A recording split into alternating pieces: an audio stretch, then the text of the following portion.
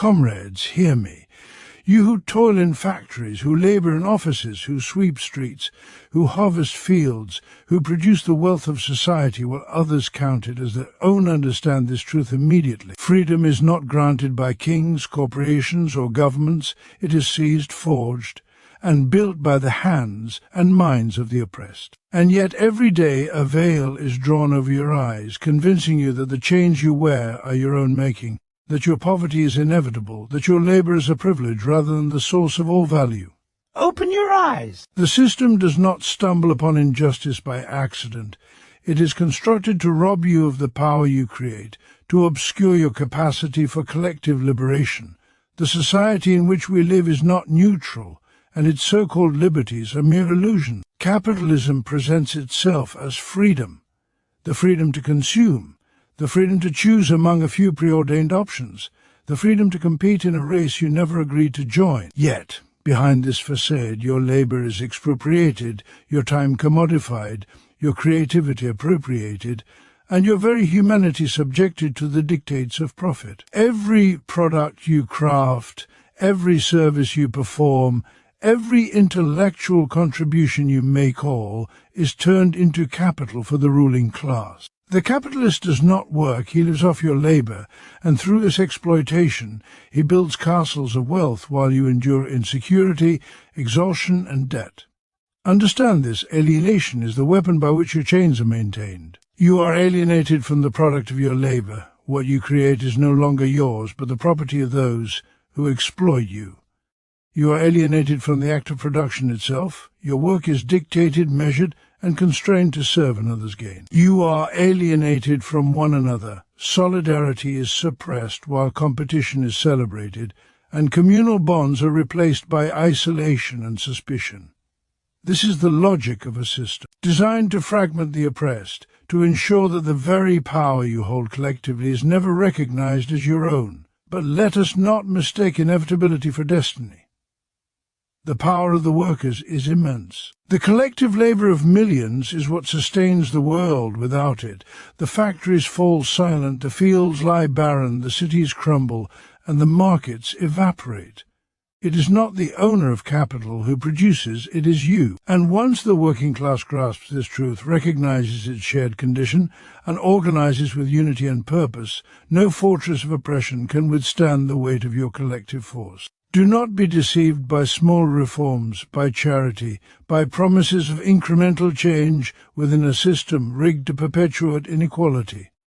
These are distractions, illusions designed to mollify discontent, while the machinery of exploitation hums ever onward. True emancipation requires revolutionary understanding, the dismantling of the structures that transfer wealth upward while burdening the laboring masses with scarcity and precarity. The state, the law, and the culture itself exist to protect private property and capital accumulation, not to safeguard your dignity or freedom. Rise, comrades, and study your chains. Know how they are wrought, not from divine decree, but from human institutions serving human interests, the interests of those who profit from your labor, while keeping you divided and powerless. Recognize the mechanisms by which wages are kept low, rents are kept high, education is commodified, and healthcare is denied. Understand the ideology that naturalizes inequality, convincing you that poverty is virtuous, suffering is inevitable, and revolt is criminal. Knowledge is the first strike against oppression. Consciousness is the seed of liberation. Then organize. Unite not merely in anger, but in deliberate collective purpose. Labor unions, workers' councils, cooperative movements, revolutionary associations, these are the instruments through which freedom is forged. The oppressed, once conscious of their collective strength, can turn the instruments of exploitation against the exploiters themselves. When the working class acts in solidarity, when it recognizes that its interests are inseparable, the foundations of capitalist domination tremble. Freedom, therefore, is not the gift of a benevolent master, it is the conquest of a united people, built brick by brick with knowledge, struggle, and unwavering courage. The call is urgent, for the system does not rest. Every day it invents new means to extract value from your labor, to capture your attention, to fragment your solidarity, to normalize submission. Yet the potential for liberation exists in every factory floor, in every field, in every street where workers gather and recognize each other as comrades in the same struggle. It exists in every mind that refuses to internalize the ideology of oppression and instead conceives a world in which wealth serves humanity rather than humanity serving wealth. Comrades, freedom is not waiting at the end of a petition in the chambers of the powerful or in the consent of the rulers. Freedom is constructed by the oppressed, by the many, by those whose labor sustains all life. Study your exploitation, organize your forces, act in unity, and claim the power that is rightfully yours. The history of every revolution is the history of labor, recognizing its own might and refusing to remain subordinate. The chains that bind you are strong only as long as you believe them unbreakable. Rise, understand, unite, and build the freedom that the system has stolen from you, for in your labor lies the power to remake the world. Freedom is not a gift to be granted by those who wield power. It is a force to be claimed by those who produce the wealth of society and whose labor sustains the world. Every institution that presents itself as a guarantor of liberty, be it the government, the courts, or the ruling elites, exists first, foremost to maintain the structures of domination that serve the interests of the few rather than the many. The spectacle of elections, legal reforms, and choice under capitalism is designed not to deliver freedom, but to create the illusion that freedom exists while the chains of exploitation remain firmly in place. Those who hold wealth and property have no incentive to relinquish control voluntarily, for their power depends entirely on the subordination of those who labor. To wait for freedom to be bestowed is to wait in vain, for freedom is not charity, nor is it the consequence of a moral awakening among the exploiters. It is the result of deliberate action by the oppressed, who recognize the power that resides within their collective hands. The working class is the foundation of society. Every building, every product, every service, every intellectual contribution that structures our daily lives originates in the labor of workers. Yet the fruits of this labor are systematically removed, accumulated by a small class of owners who claim them as their own, while providing the barest return in wages to those who created them. This theft is not accidental. It is embedded in the economic relations of capitalism, where profit is derived from surplus labor, the value produced by workers beyond the cost of their own subsistence. The capitalist thrives on the exploitation of this surplus, and in doing so constructs a society where freedom is declared for all, but material power and genuine autonomy are concentrated in the hands of the few. The illusion of choice, what to buy, where to work, what to vote for, is presented as liberty, yet the conditions under which these choices are made are shaped entirely by economic domination. A worker may choose between a low-paying job or another low-paying job, between debt or more debt, between servitude and servitude under another guise, and yet this is called freedom. True liberation emerges when those who produce collectively understand their own position in the system and recognize that their labor is the source of all value. When workers awaken to the realization that it is their effort that sustains society, that it is their work that allows the accumulation of wealth for the ruling class, the foundation for revolutionary action is laid. Consciousness of one's exploitation is the spark. Organization is the fire. Labor alone, divided and isolated, is powerless, for the individual worker can be replaced, silenced, or exploited in isolation. It is only in the unity of workers, in the coordination of struggle, in the deliberate alignment of action toward a common objective, that the potential for emancipation becomes real. Every movement that has achieved meaningful social transformation has done so not because the powerful granted permission, but because the oppressed seized the means to determine their own destiny. History teaches that those who hold power rarely surrender it voluntarily. Concessions, reforms, and legal protections may be granted, but they are always limited, designed to pacify dissent, and ultimately structured to perpetuate exploitation. Freedom is not found within the confines of legislation or policy. that the ruling class can revoke at any time. It is built in the streets, in the factories, in the assemblies, in the collective determination to assert control over one's labour and life. Every hour that a worker spends producing value for another is a demonstration of potential power. Every shared experience of exploitation, every conversation that exposes the mechanics of oppression, every act of solidarity is a step toward realizing that freedom is not abstract or passive but active, created by human hands acting in concert. The ideology that convinces the oppressed to wait for freedom, to accept the narrative that authority will deliver justice, is one of the most potent instruments of domination. Religion, education, media and culture are marshaled to naturalize inequality, to normalize servitude, and to obscure the relationship between labor and value. These systems teach that freedom is a condition bestowed upon those deemed worthy, that compliance is virtuous, and that rebellion is dangerous or immoral. In contrast, the revolutionary truth is that freedom is material, not moral. It is realized when those who labor collectively take control of the conditions of their existence, refuse to be alienated from the products of their labor, and demand the right to shape society according to their interests and needs. The struggle for liberation is neither abstract nor optional. It is a process that requires knowledge, courage, and solidarity. Workers must recognize that their labor is the source of all wealth, that their unity is the source of all power, and that waiting for freedom to be granted is itself a form of submission. Liberation is forged through collective effort, through organized struggle, through deliberate action aimed at dismantling the structures that confine them. In every assembly, every strike, every cooperative movement, and every act of conscious defiance, the oppressed exercise the power to build freedom, to reclaim the world from those who have stolen it, and to demonstrate that autonomy is not given by the ruling class, but taken by those who recognize their strength together.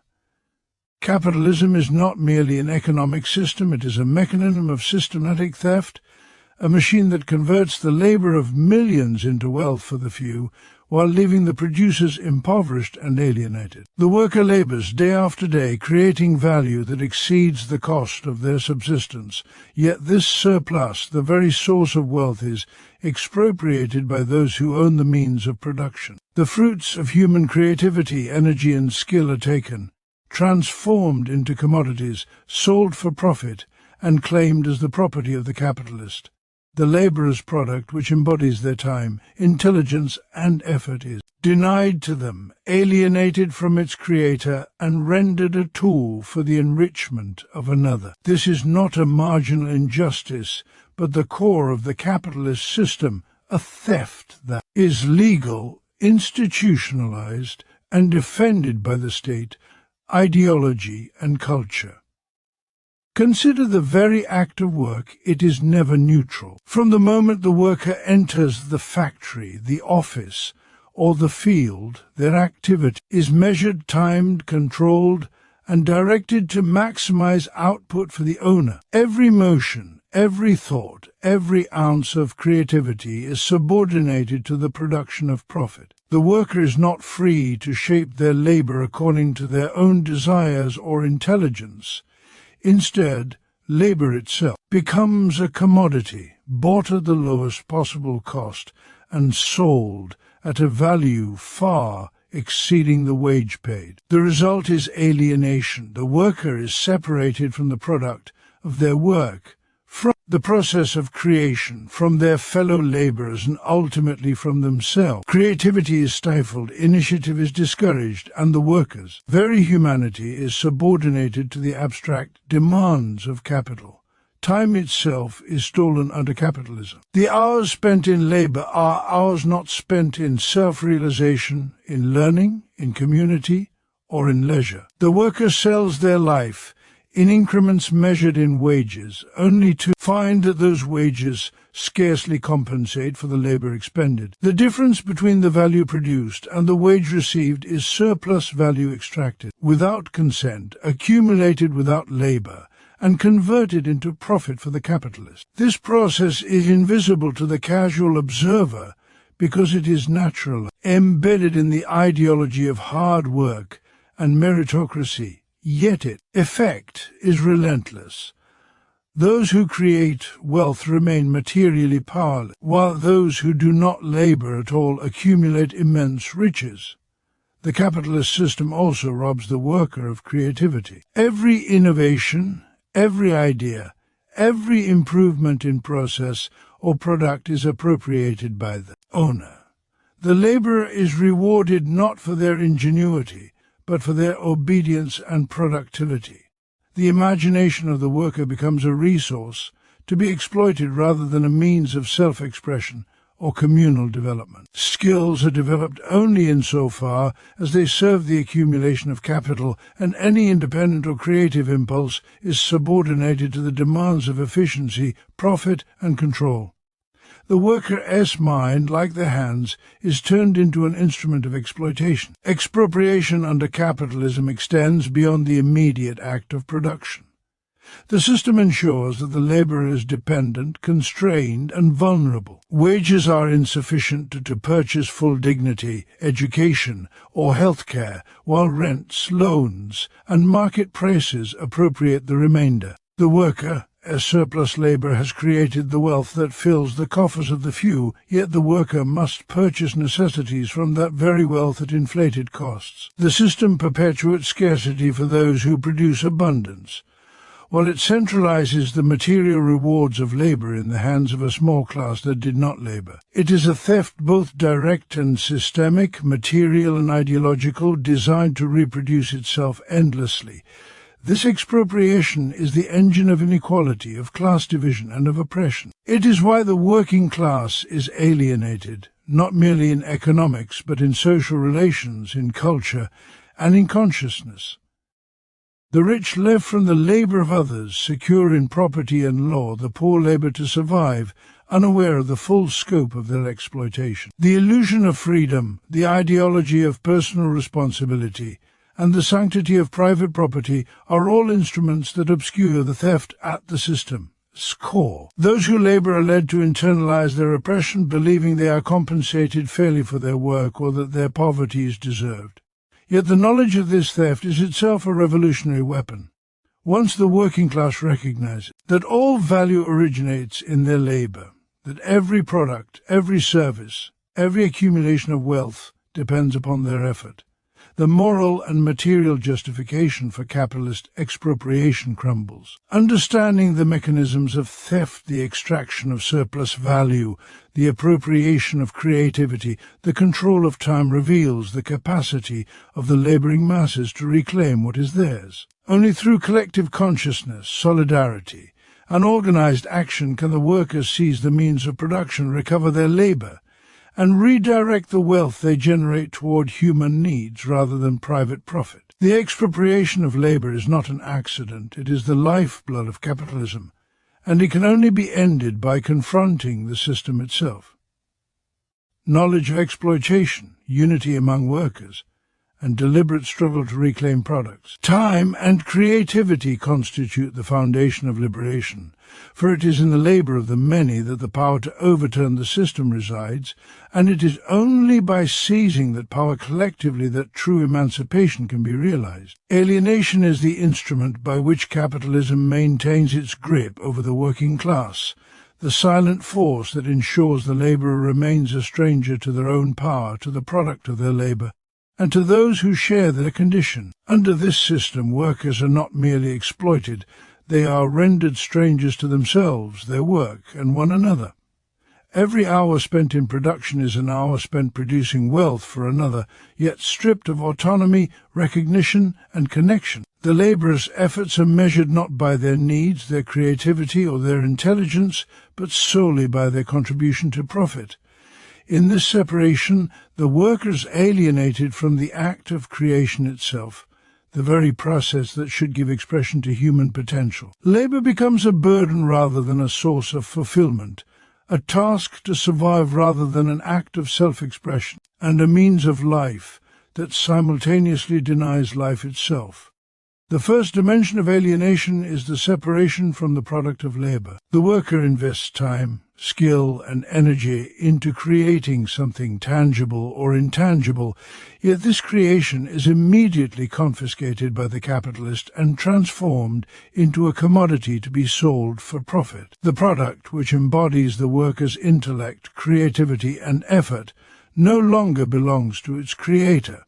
It exists as a symbol of another's power, a material representation of the worker's subordination. The more the labourer produces, the more wealth is concentrated in the hands of the capitalist, and the more distant the worker becomes from their own contribution. This theft of the product is not merely material, it is psychological, severing the connection between effort and satisfaction, between labour and identity, leaving the worker empty, undervalued, and disempowered. The second dimension is the alienation from the process of labour itself.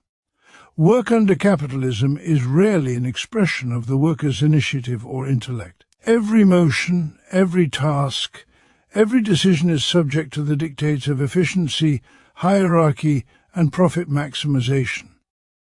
The worker's creativity, skill, and judgment are subordinated to procedures designed to extract maximum output at minimal cost. The act of labor ceases to be a human activity that fulfills or develops the individual and becomes instead a means of survival, a compulsory transaction of time and energy in exchange for subsistence. In this way, the worker becomes a cog in the machinery, a mere appendage of the production process, stripped of agency and denied the satisfaction of mastering or understanding the work they perform. Labour is rendered alien, a foreign imposition rather than an extension of life. Alienation also manifests in the separation of workers from one another. Capitalism encourages competition, individualism, and isolation, while discouraging solidarity and collective consciousness. Co-workers who share the same condition are framed as rivals for wages, promotions, or recognition, undermining potential unity. Cooperation and mutual support, natural to human society and essential to communal well-being, are subordinated to the imperatives of profit and productivity. In this way, social bonds are weakened, class consciousness is delayed, and the capacity for organized resistance is suppressed. Workers are divided, distracted, and fragmented, unable to perceive their collective power, even as they form the backbone of society. Finally, alienation extends to the worker's own humanity. Labour under capitalism is not a means of human development, but a condition of survival, a transaction that converts life itself into a commodity. The worker's identity is subsumed by their role as a producer of value for someone else. Desires, talents, and aspirations are subordinated to schedules, quotas, and economic necessity. Individuals are judged not for their abilities or contributions to communal life, but for the profit they generate. Over time, this alienation erodes self-esteem, creativity, and the sense of agency, leaving the worker alienated from their own essence and estranged from the potential of what it means to live fully as a human being. Alienation is not an incidental byproduct of production. It is a systematic method of control, a mechanism by which capitalism maintains dominance. By separating workers from their labor, from each other, and from themselves, the system ensures that those who hold the power of production cannot recognize it as their own. The very activity that produces society's wealth becomes the instrument of domination, creating a population that labors endlessly yet remains powerless, creative yet constrained, social yet isolated. The ideology of merit, competition, and individualism conceals the nature of this alienation, teaching the oppressed to blame themselves for their condition while masking the structural forces that impose it. Yet the recognition of alienation is the first step toward liberation. When workers see clearly the ways in which they are estranged from their labor, their community, and their own humanity, they begin to understand the sources of their oppression and the means by which it can be dismantled. Solidarity, collective action, and the reclamation of control over production are the tools through which the chains of alienation can be broken. Human potential is immense, and once the labouring class becomes conscious of its own power, the very structures designed to divide, exploit, and dominate can be overturned, for the force that sustains society lies not in capital, but in the united labour of the oppressed. Knowledge is not neutral, and understanding is not a passive act. It is a weapon in the struggle against oppression. The first step toward liberation is the recognition of the forces that subjugate and exploit, for it is only through awareness that the oppressed can transform their condition. Under capitalism, the ruling class not only controls wealth, but also controls ideas, narratives, and institutions, shaping the perception of reality in ways that justify exploitation and obscure the mechanisms of domination. From schools to media, from law to religion, society is structured to naturalize inequality, to make the worker believe that their condition is inevitable, and to conceal the extraordinary power embedded in collective labour. Ideology functions as a form of mental subjugation, training the oppressed to accept their exploitation, internalize their subordination, and resist the very recognition that could set them free. Knowledge, therefore, is revolutionary because it exposes the truth behind the illusions, revealing that poverty, alienation, and oppression are not the product of fate or personal failure, but of systemic arrangements designed to concentrate wealth and power in the hands of a few. Class consciousness is the practical application of this knowledge, the collective awareness of shared conditions and interests among the working class. When the exploited recognize that they are not alone, that their suffering is not individual but structural, and that the wealth they produce is appropriated by others, the potential for transformative action emerges. Class consciousness turns discontent into strategy, suffering into solidarity, and recognition into power. The worker who understands the dynamics of exploitation sees beyond the isolated experience of wage labour and perceives the systemic patterns that link individual oppression to societal structures. This awareness dissolves the myths of meritocracy, competition, and individual responsibility, replacing them with the understanding that true freedom and justice are inseparable from collective struggle and the reorganization of society according to the interests of the majority rather than the few. The process of acquiring knowledge is itself an act of rebellion. To question the legitimacy of private property, to examine the extraction of surplus value, to analyze the social relations embedded in production, is to challenge the authority of the ruling class. Education, discussion, and critical reflection are revolutionary because they equip the oppressed with the tools to see through ideology and to imagine alternatives to domination. Knowledge alone does not automatically lead to liberation, but without it, action is blind, fragmented, and easily suppressed. A worker may strike, resist, or protest, yet without understanding the sources of power, their efforts risk being co-opted, pacified, or rendered symbolic rather than material. Consciousness directs energy, transforms resistance into strategy, and enables collective action to be purposeful, coherent, and effective. Class consciousness also fosters solidarity across workplaces, regions, and even nations. The ruling class benefits from division, isolation, and competition among workers as these conditions prevent recognition of collective strength.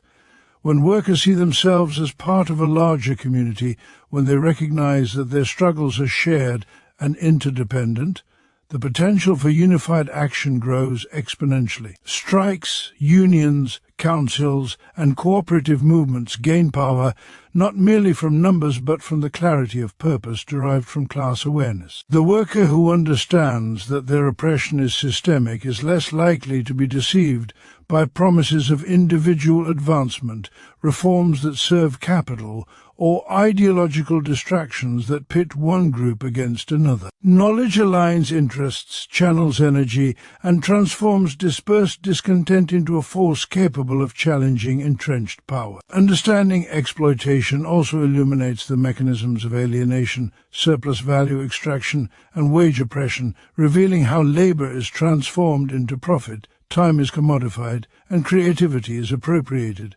This comprehension is not abstract. It has material consequences. The worker who recognizes the ways in which their labor is stolen and redirected toward the enrichment of others can begin to reclaim control over the processes and products of their work. Organization becomes a practical expression of consciousness, for knowledge without action remains impotent. Workers equipped with understanding can negotiate collectively, strike with purpose, build alternative institutions, and ultimately challenge the economic and political structures that perpetuate inequality.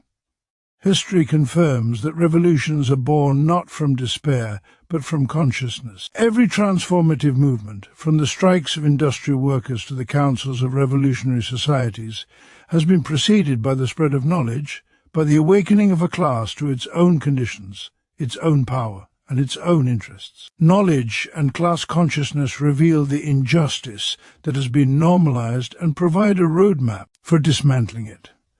The recognition of exploitation awakens solidarity, fuels strategy, and transforms laboring individuals into a collective force capable of reclaiming wealth, dignity, and autonomy from those who have seized it for themselves. In this way, understanding is not merely theoretical. It is the foundation of action, the spark that ignites struggle, and the material force through which the oppressed can begin to reclaim what has been taken from them. Unity and organized struggle are not abstract ideals.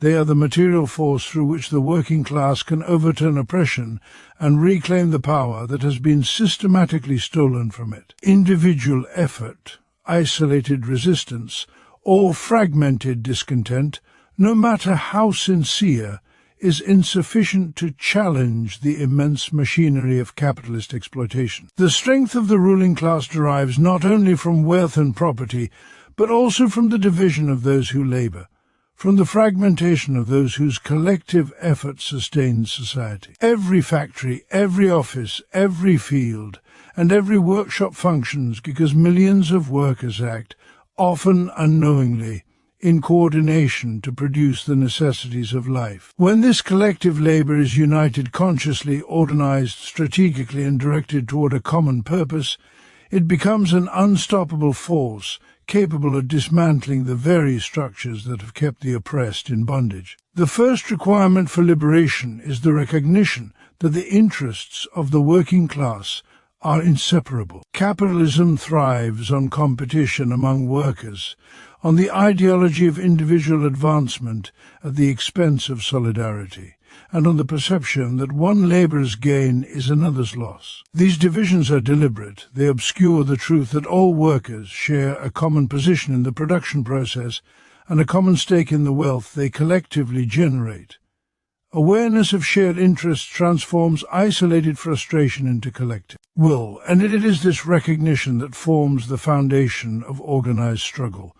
Workers who understand that their exploitation is systemic rather than personal are able to see beyond temporary gains, superficial reforms, and distractions designed to maintain their subordination. They realize that the only path to true freedom is through unity, and that the chains of oppression can be broken only when the many act as one. Organization is the practical expression of unity. It transforms consciousness into action, enabling workers to coordinate, strategize, and assert their collective power. Strikes, labor unions, workers' councils, and cooperative movements are not merely defensive instruments. They are laboratories of power, sites where workers practice self-governance, solidarity, and mutual accountability. Each act of coordination, each decision made collectively, weakens the capacity of the ruling class to exploit, manipulate, or divide. The power of organized struggle lies in its material impact. Production can be halted, markets disrupted, and wealth redirected when workers refuse to participate in the processes that generate profit for the few. Through organization, abstract awareness becomes tangible force, and the potential for liberation transitions from theory to reality. Unity also generates resilience. Capitalism does not yield its privileges willingly, and the ruling class employs vast resources to suppress, divide, and intimidate those who challenge its dominance. Isolated workers are vulnerable to coercion, threats, or economic hardship, But a united class is difficult to break. Mutual support, coordinated action, and shared strategy amplify the power of individuals, creating a network of resistance that can endure attacks, overcome obstacles, and persist in the long struggle for emancipation. Solidarity is therefore both a moral and material necessity, a strategy that ensures that no worker faces the system alone, and that every act of defiance contributes to the broader movement for liberation.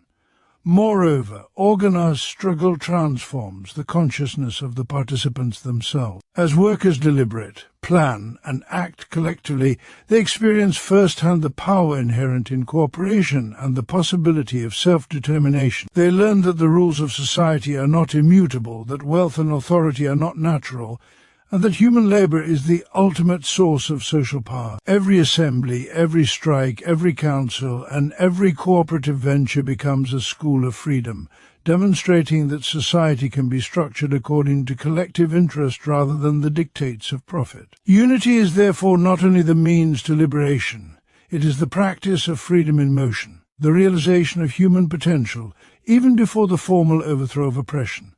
History demonstrates the transformative power of collective action. Revolutions, strikes, and mass movements have repeatedly shown that when workers unite, they can seize the instruments of production, challenge entrenched power, and reshape society. No reform, law, or charitable concession can compare to the force generated by conscious, organized, and unified labor. The collective strength of those who produce all wealth is not merely a threat to the ruling class, it is the foundation upon which a new society can be built, one in which the products of labor serve the needs of humanity rather than the greed of a few. Unity and organization are therefore inseparable from liberation. They convert the latent power of the working class into tangible force, turning consciousness into action, awareness into strategy, and discontent into revolution. Through solidarity, the oppressed can reclaim their labor, their dignity, and their lives, demonstrating that no system is immutable when those who sustain it recognize their collective strength and act with determination to wield it. The material force of organized labor is the decisive instrument through which oppression can be dismantled, wealth reclaimed, and society transformed, for the chains of exploitation are held together only by division, and they crumble in the face of unity and deliberate struggle. Comrades, the truths we have uncovered are undeniable. Freedom is not a gift bestowed by rulers, it is forged by those whose labor sustains the world. Capitalism steals our labor, our time, our creativity, and our very humanity, and it thrives by keeping us divided, alienated, and unaware of our own power. Yet knowledge illuminates the mechanisms of our oppression, and class consciousness transforms this understanding into the recognition that the power to remake society lies within our hands. The history of every revolution demonstrates that no oppressor relinquishes wealth, authority, or control willingly. Only the organized, united, and determined action of the working class can dismantle the structures of domination and reclaim what has been stolen. Unity is the material force of liberation. When workers rise together, when they organize with purpose, when they align their interests and act collectively, the foundations of exploitation tremble. Every strike, every council, every act of solidarity becomes a declaration that the world will no longer be built upon the subordination of the many for the profit of the few. The chains of alienation and expropriation are strong only because we accept them, only because we remain divided, only because we fail to recognize the enormous strength we already possess. Once we understand this truth and act upon it, freedom is no longer a distant promise but a tangible reality to be seized, built, and defended. Comrades, the time for waiting has passed. Knowledge, consciousness, and unity demand action. The tools of liberation, solidarity, organization, and collective struggle are in our hands. The power that sustains society, that creates all wealth, that fuels every corner of civilization, belongs to the working class. Let us grasp it, let us wield it deliberately, and let us construct a world in which labor serves humanity rather than profit, in which creativity, time and life are reclaimed from the few who have stolen them, and in which freedom is not granted but built by the many for the many. Rise, comrades, understand your power, unite and act. The history of oppression ends where the action of the organized and conscious working class begins, and the future belongs to those who dare to seize it with unwavering courage, collective will, and revolutionary determination.